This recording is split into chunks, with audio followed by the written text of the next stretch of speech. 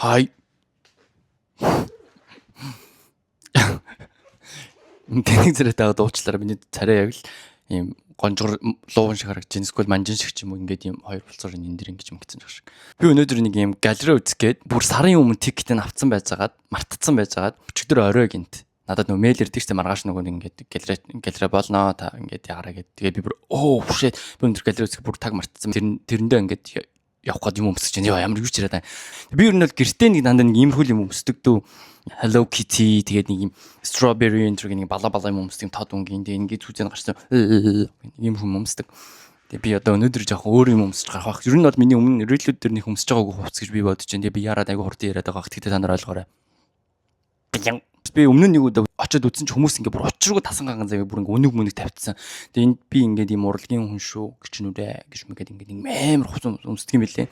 Тэгээ би чи юу ч мэдэхгүй шорт бодолтдаг үг очсон зүгээр галерей амчин гээд. Энэ удаад очихдоо болохоор би жоохон туршлагатай арай жоохон цэвэрхэн ийм классик хувцас өмсөж гэж бодож байна. Тэгээд би хаяас нэг тиймэрхүү классик хувцас өмсмөр аяднаа. Тэгээд өнөөдөр нэг тиймэрхүү хувцас өмснө. Тэгээд та нарт би нэг ийм классик хувцас өмсгөр ямар хувцас өмсдгийг харуулъя. Пим